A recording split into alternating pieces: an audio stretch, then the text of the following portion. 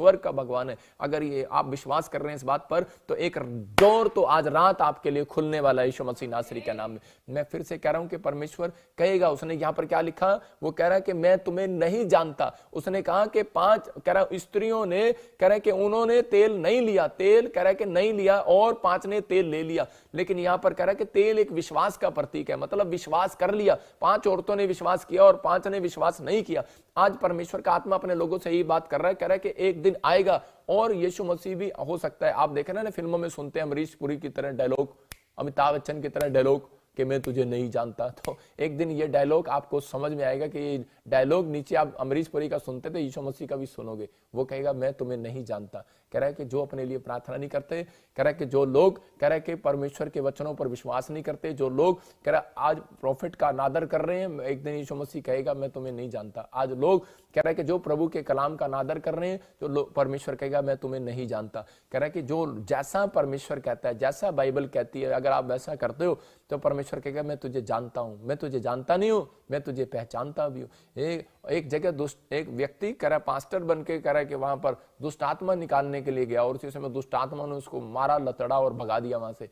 Reason क्या है? कहते हैं दुष्ट आत्मा बोलती है हम पौलुस को तो जानते हैं, पतरस को भी जानते हैं, लेकिन तुझे नहीं हम जानते तू कौन है।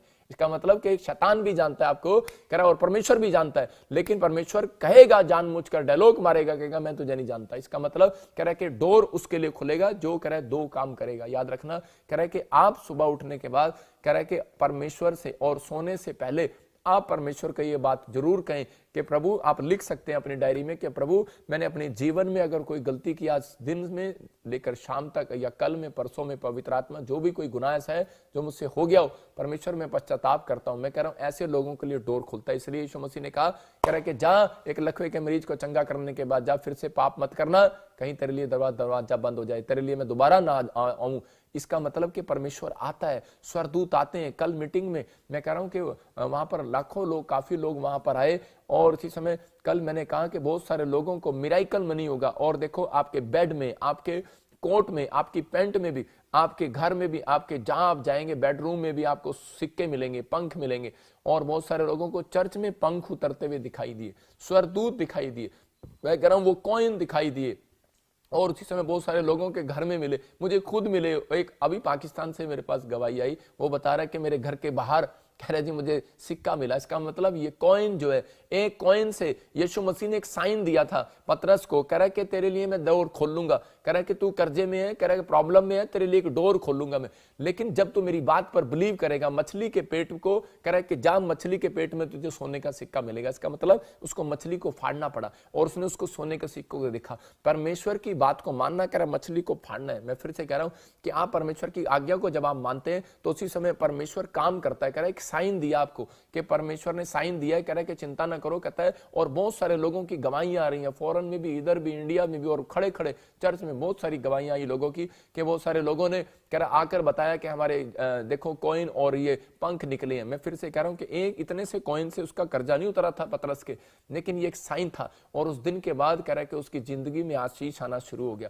मैं कह रहा हूं कि आज से मैं आपकी जिंदगियों में आशीष आनी शुरू हो जाएंगी यीशु मसीह के सामर्थ्य नाम में। आपको कहना है कि परमेश्वर, हाँ, इसका मतलब परमेश्वर चाहता है, कह रहा है कि बताया उसने। इसका मतलब यह फिर से दिखा मत्ती 7 के 7 में, देखो मत्ती 6 के 6 में भी क्या लिखा।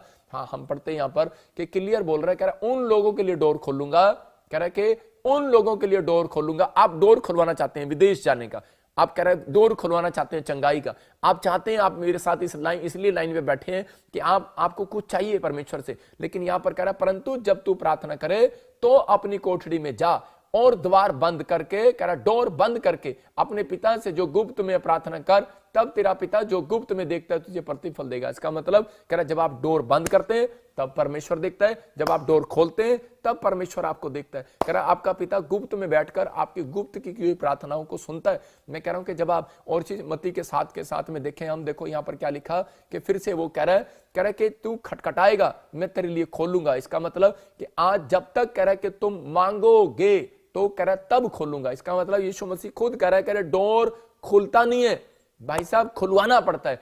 डोर खुलता नहीं है, खुलवाना पड़ता है, बेल बजानी पड़ती है। इसका मतलब कह रहा है कि जब तक तुम नहीं मांगोगे तो मैं तुम्हारे लिए डोर नहीं खोलूंगा, और कह रहा है तुम बोलोगे तो तुम्हारे लिए डोर खोलूंगा। श्रेष्ठ गीत की किताब में 5 के 2 में एक जगह पर, वहां पर यीशु मसीह देखो कितने प्यार से डोर खुलवा रहा है आजकल।